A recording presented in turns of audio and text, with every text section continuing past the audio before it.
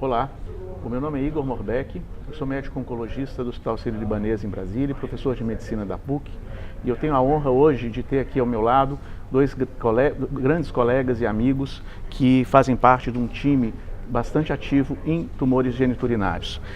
O Dr. Fábio Schutz, que é da Beneficência Portuguesa, o Dr. Diogo Assede, do Hospital Sírio-Libanês em São Paulo, e o Dr. André Fay, da PUC de Porto Alegre. A ideia é que a gente discuta aqui algumas sessões apresentadas hoje pela manhã, extremamente impactantes, no cenário do tumor urológico não próstata e foram destacados em sessão oral.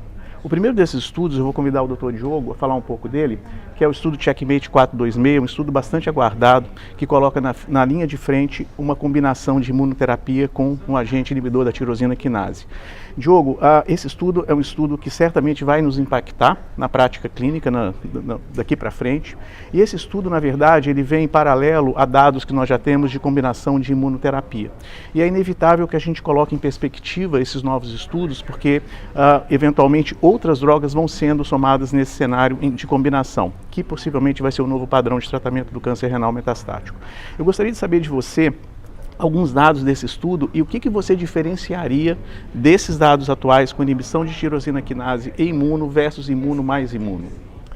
Bom, Igor, então de fato hoje foi apresentado, então na verdade uma análise com maior tempo de segmento do estudo Keynote 426, que foi um estudo de fase 3, randomizado, que comparou na primeira linha do paciente com carcinoma renal o tratamento com pembrolizumab mais axitinib versus sunitinib. Os dados já tinham sido apresentados na ASCO-GU e publicados no New England no começo do ano, em que a combinação mostrou aumento de taxa de respostas de forma significativa, aumento do tempo de progressão e ganho em sobrevida global.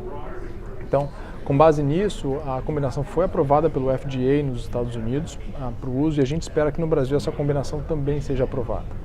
A apresentação de hoje foi feita especialmente para, além do maior segmento, também para detectar diferenças em subgrupos de interesse, né? Especialmente na estratificação de risco, em risco favorável versus intermediário e alto, e também pacientes com histologia sarcomatóide. Então, o que eles demonstraram hoje? Em primeiro lugar, a diferença em sobrevida ela continua significativa, né? Então há um ganho significativo em sobrevida global, utilizando pembro e axitinib versus sunitinib. Há um aumento do tempo para progressão e um grande aumento da taxa de resposta, praticamente ao dobro da taxa de resposta, de 30% para 60%. Isso foi verdadeiro em todos os subgrupos, tanto no subgrupo de doença favorável, quanto no subgrupo de doença de risco intermediário e alto.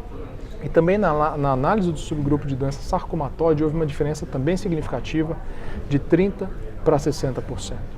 Então a impressão é que realmente é uma combinação que tem uma atividade muito significativa na doença. E agora o nosso desafio é comparar, então, combinação de imunoterapia com inibidor de angiogênese versus combinação de dois agentes imunoterápicos. Então estou falando de ipilimumab, nivolumab ou pembrolizumab e axitinib. Então é claro que a gente não pode, do ponto de vista, sendo bastante rigoroso do ponto de vista estatístico, comparar dois estudos, né, braços experimentais de estudos diferentes, mas é inevitável que a gente faça algumas comparações e pensando na estratégia global. Então, em primeiro lugar, eu vejo algumas vantagens para pembrolizumab e axitinib, mas é claro que numa discussão a gente sempre vai ter prós e contras, e a minha impressão é que ambos são opções muito boas para o tratamento de primeira linha, e eu acho muito difícil alguém claramente demonstrar que um é superior ao outro, né? Então vão ter argumentos a favor e contra. Acho que a grande vantagem é que a gente sabe que, pensando em sequenciamento, muitos pacientes não chegam a receber a segunda linha de tratamento. Então, na discussão foi até levantado que nos Estados Unidos 50% dos pacientes só recebem a primeira linha de tratamento. Então, pensando nessa estratégia, me parece interessante você já usar a combinação de imuno mais inibidor de angiogênese. Mas contra esse argumento existem vários outros e a gente pode discutir depois. Muito bom. Fábio, ainda nessa sessão pela manhã foi apresentado uns dados do ICOG, do estudo fase 3, que é um estudo interessante, porque é um estudo que coloca o papel eventual de um TKI numa adjuvância, entre aspas, pós-metastasectomia. Ou seja, nós já temos que o papel dos inibidores da tirosina quinase na doença inicial de rim não é um papel importante, quer dizer, são 4 estudos, desses 4 estudos apenas um mostrou uma diferença de vantagem para o sunitinib, e agora numa população de pacientes com doença metastática e que foram capazes de fazer uma metastasectomia, a grande pergunta é se nessa população claramente de um alto risco de recidiva, o inibidor da tirosina quinase teria algum papel. Essa é uma situação que muitas vezes a gente se depara no dia a dia, os cirurgiões eventualmente nos questionam se a gente não vai fazer nada após uma cirurgia de um nódulo metastático no pulmão, por exemplo, e eu acho que esse estudo, ele de uma maneira até definitiva respondeu essa pergunta. Você quer comentar um pouco esses dados? Claro, Igor. Então esse foi um estudo fase 3 randomizado que avaliou o tratamento dos pacientes submetidos à metastasectomia com câncer de rim, que foram submetidos à metastasectomia, que não tinham evidência de doença, a receber o pazopanib ou o placebo. E a semelhança do que a gente também tem observado nos estudos de adjuvância, como você mesmo comentou, para a doença localizada, esse também foi um estudo negativo. Então, não houve vantagem do ponto de vista de você aumentar a sobrevida global dos pacientes com o uso do pazopanib adjuvante. Lembrando, então, que na verdade isso vem de encontro, como você falou, dos 4 estudos de adjuvância realizados no cenário de doença localizada, que são o STRAC, o PROTECT, o ATLAS e o ASSURE. E coincidentemente, vale a pena talvez comentar, nós fizemos uma meta-análise tentando avaliar esses estudos de adjuvância, esses 4 estudos de adjuvância para doença localizada, e também ainda assim é negativo mesmo nessa meta-análise. Então eu acho que isso vem a solidificar cada vez mais o conceito de que os inibidores de TKI do estilo pazopanib, sunitinib, eles não têm papel na prevenção ou no tratamento de uma doença micrometastática com o objetivo de talvez aumentar a cura desses pacientes ou prevenir uma recorrência da doença nesses pacientes. O que a gente observa é que talvez a gente consegue prolongar a recorrência dos pacientes. Porque a gente também observa isso no estudo STRAC, a gente observa isso daí, que é na adjuvância com sunitinib para doença localizada, a gente consegue aumentar a sobrevida livre de recorrência dos pacientes. E com o pazopanib, nesse cenário de metastasectomia, a gente também conseguiu aumentar um pouquinho a sobrevida livre de recorrência, mas a sobrevida global, que na verdade é o objetivo mais nobre, de você tentar fazer algum tratamento preventivo em alguém que está completamente assintomático, que vai ter efeitos colaterais do tratamento, o que você quer, em última instância, é curar esse paciente. E o que a gente não tem conseguido é curar esses pacientes. Muito bom. André, ainda em câncer renal, a última sessão da manhã, ela foi na verdade, uma atualização de subgrupos do estudo Carmina. O estudo Carmina, só para lembrar, foi um estudo apresentado na plenária do ano passado, né, e que foi um estudo que mudou o paradigma de tratamento na doença renal metastática, colocando um papel mais definitivo, né, em frontline, pelo menos, do inibidor da tirosina quinase num tratamento sistêmico. Né. Essa análise que foi apresentada hoje pelo mesmo autor é uma análise que visa exatamente o risco intermediário, que é um grupo eventualmente controverso. Na sua análise, houve alguma mudança? Quer dizer, existe algum papel para upfront de cirurgia para algum cenário da doença renal metastática? Igor, então o estudo Carmena, é importante a gente lembrar que é um estudo que teve algumas dificuldades na execução, um estudo que tem 10 anos né, no total de andamento, que teve muitos problemas, na verdade, para recrutar pacientes, porque a realização de nefrectomia citoredutora na doença metastática sempre foi uma conduta adotada por todas as pessoas, por se acreditar que a maioria dos pacientes teriam benefício com esse tipo de estratégia. Eu acho que a primeira informação importante que a gente tem hoje desta apresentação é de um segmento de mais longo prazo, que de fato confirma os dados apresentados na sessão plenária no ano passado, onde de fato se mantém a resposta dada pelo estudo de que de fato numa população de paciente com um prognóstico talvez mais desfavorável, o início de terapia sistêmica seja de fato o melhor tratamento. E dentro desse cenário, onde se confirmam os resultados apresentados anteriormente, se faz uma exploração de alguns subgrupos para saber se de fato algum subgrupo específico se beneficiaria da cirurgia seguido de terapia sistêmica ou se de fato a maioria da população deveria ser tratada com terapia sistêmica. Eu faço só um comentário importante e buscando os dados anteriores que a gente está falando aqui de uma população de risco intermediário.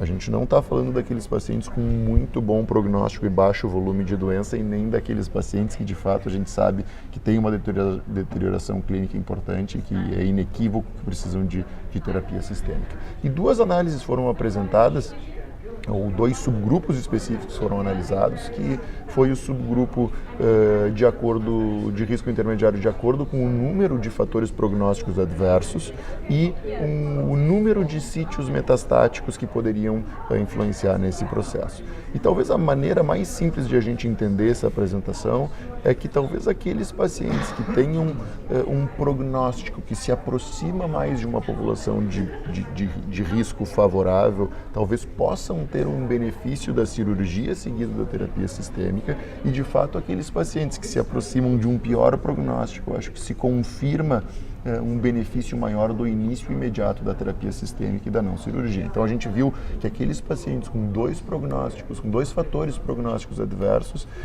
de fato não parecem se beneficiar da cirurgia e o tratamento sistêmico deve ser sim a terapia preferencial nesse grupo de pacientes. Algumas questões estatísticas podem ser questionadas em relação ao número de metástases e a questão dos pacientes com somente um fator de risco, mas acho que como mensagem fica, de uma maneira geral, é que dentro dessa população que nós chamamos de risco intermediário, nós temos uma população que se aproxima mais de um risco favorável e uma população que se aproxima mais de um prognóstico desfavorável e que talvez isso possa nos ajudar a selecionar alguns pacientes que se beneficiam ainda de uma nefrectomia citoredutora seguido da terapia sistêmica. Muito bom.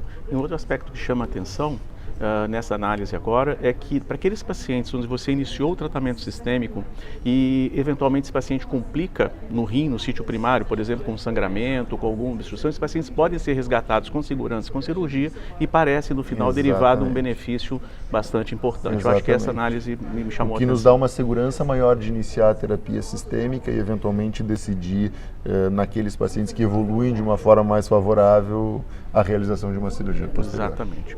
Vamos mudar para câncer de bexiga agora. Eu vou começar novamente com o Diogo. Foi apresentado os dados no estudo fase 3, que é um estudo importante, o estudo CALGB, do Alliance Trial, é um estudo que já vem se desenvolvendo há muitos anos, tem um tempo de segmento já razoável, né, e foi apresentado pelo Jonathan Rosenberg do Memorial. Né. Esse é um estudo fase 3 que coloca um agente antiangiogênico com a quimioterapia. Câncer de bexiga a gente sabe que muitas vezes mais é bom, porque quando você soma várias drogas, é o caso do MVAC, por exemplo, é talvez o tratamento estándar mais persistente que nós temos na oncologia de muitas décadas já usando uma poliquimioterapia com sucesso. E eu queria que você falasse, explorasse um pouco os dados desse estudo fase 3, se há algum benefício da gente incorporar o bevacizumab nesse cenário de quimioterapia em câncer de bexiga. Bom, então esse foi um estudo de fase 3 que comparou 2 esquemas de tratamento de primeira linha para o câncer de bexiga metastático em pacientes candidatos ao tratamento com cisplatina. Então um braço fazia cisplatina e gencitabina, o outro braço fazia cisplatina, gencitabina e bevacizumab, que é um antiangiogênico.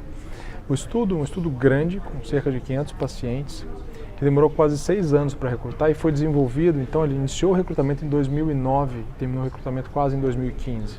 Então é um estudo muito difícil, mas que eles conseguiram, né? Então o grupo americano de pesquisa conseguiu finalizar o estudo. Então o estudo é negativo, ou seja, ele não demonstrou nenhuma vantagem na adição de bevacizumab ao esquema de quimioterapia. Então, de uma forma global, a grande mensagem desse estudo é exatamente que não há um benefício claro da adição de nenhum outro tratamento à quimioterapia baseada em cisplatina, que é o tratamento padrão. A gente sabe que é um tratamento que está associado a respostas duradouras em cerca de 10% de pacientes, né? Alguns pacientes ficam até curados com um tratamento baseado em cisplatina, e até hoje nenhuma combinação demonstrou superioridade em relação ao tratamento quimioterápico isoladamente. E em termos de perspectiva, o que a gente está aguardando, na verdade, são os novos estudos de associação da quimioterapia com imunoterapia. São estudos que estão ou em andamento, que finalizaram o recrutamento recentemente, e a gente deve ter os resultados nos próximos anos, né? E no futuro, quem sabe, né, a adição de novos bloqueadores da via da angiogênese possam trazer algum benefício em algum outro cenário. Mas, no momento, eu não vejo papel para esse tratamento. Excelente. Fábio, um dos grandes avanços, pelo menos no último ano em câncer de bexiga, fora o papel da imunoterapia, foi a demonstração de que alguns agentes específicos, e particularmente na população de pacientes previamente tratados com platina, né, poderiam ter algum benefício de uma droga-alvo específica. O ano passado nós tivemos os dados do erdafitinib, que impactaram de alguma maneira, e hoje foi apresentado pelo Daniel Petrilac um novo agente, agora um anticorpo monoclonal, né, o nome dele é enfortumab vedotin. E eu queria que você explorasse um pouco esse cenário.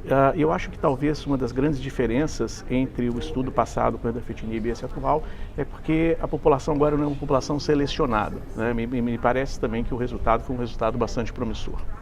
Então vamos lá. O estudo do erdafitinib, o erdafitinib é um inibidor de FGFR, e ele está sendo utilizado e testado em pacientes com câncer de bexiga com alterações genômicas, mutação ou fusão no gene do FGFR no tecido tumoral.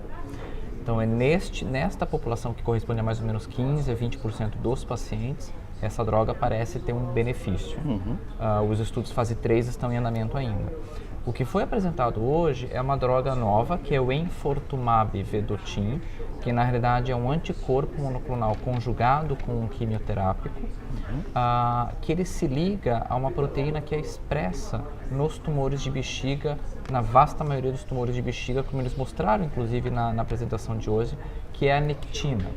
Então esse anticorpo monoclonal se liga na nectina e aí, como uma espécie de cavalo de Troia, deposita a quimioterapia dentro dessa célula tumoral e a quimioterapia faz o seu efeito citotóxico no tumor diretamente. E nesse estudo, era um estudo fase 2, com 125 pacientes. Lembrando que nesses 125 pacientes já haviam falhado a quimioterapia previamente e já haviam falhado a inibidora de PD1 ou PDL1. Ou seja, era uma população hoje carente de qualquer outro tipo de tratamento a não ser quimioterapias de terceira e quarta linha. Esse é um ponto importantíssimo. Que também não tem muita coisa, não tem muito benefício. E nesta população super tratada, sem nenhuma outra opção de tratamento padrão, de 125 pacientes, a gente teve uma taxa de resposta objetiva global de 44%, sendo que desses 12% foram resposta completa, ou seja, a doença desapareceu desses 125 pacientes. Então eu acho que essa é uma droga bastante promissora. Os estudos fase 3 também estão em andamento, a gente deve ter nos próximos poucos anos, mas eu acredito que do ponto de vista do FDA nos Estados Unidos, deve ser levado a uma aprovação acelerada ou preliminar dessa droga e esses resultados. Essa é a expectativa também que os investigadores têm, e a gente vai ter que aguardar no Brasil para ver o que vai acontecer em relação a essa droga no Brasil, mas eu acho bastante promissora essa droga. Sem dúvida. Eu acho que o último hora abstra que a gente vai discutir é um estudo também de câncer de bexiga, André, e é um estudo randomizado, embora menor, que pegou uma população de pacientes com câncer de bexiga que foram primariamente operados, né?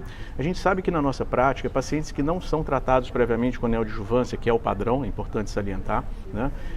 Eventualmente alguns pacientes por um tempo cirúrgico mais complicado, alguma comorbidade ou até uma recusa do próprio paciente em relação à quimioterapia, esses pacientes muitas vezes ficam sem um tratamento adjuvante. Eu acho que talvez a proposta desse estudo é tentar colocar se a radioterapia teria algum papel para aqueles pacientes que não fazem quimioterapia ou por algum motivo. Então ele randomizou os pacientes pós-cirurgia para receberem quimio versus radioterapia.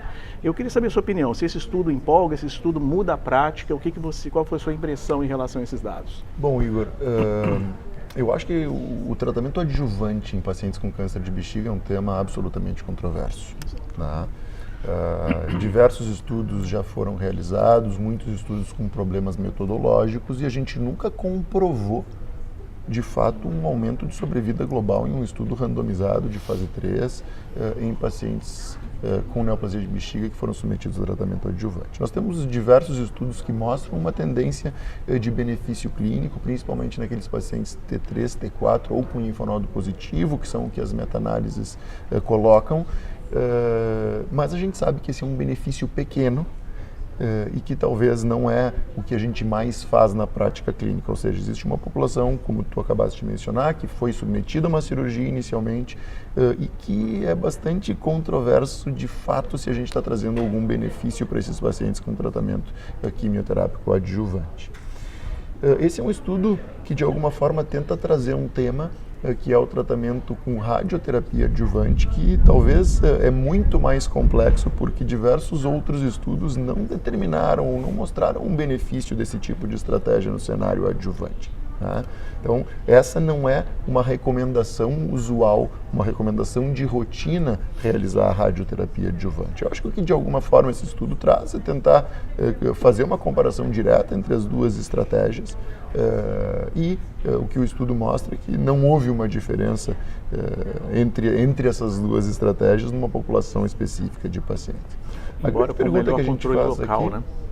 Exatamente, se isso de fato impacta, e o controle local era algo que a gente já via em estudos anteriores, o que a gente não sabe é se isso de fato impacta em um ganho de sobrevida, que é o que a gente quer quando a gente está fazendo um tratamento adjuvante como princípio.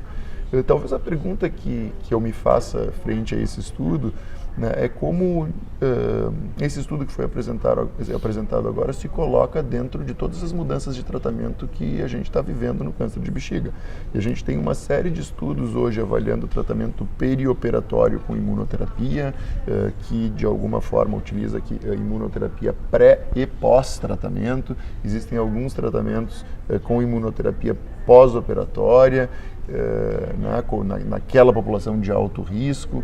Então, é difícil a gente colocar a radioterapia, então eu não me animo muito com esse estudo, eu não acho que a radioterapia, com esses resultados que foram apresentados, ganhe um papel diferente daquele que já existia. Eu acho que é uma informação a mais.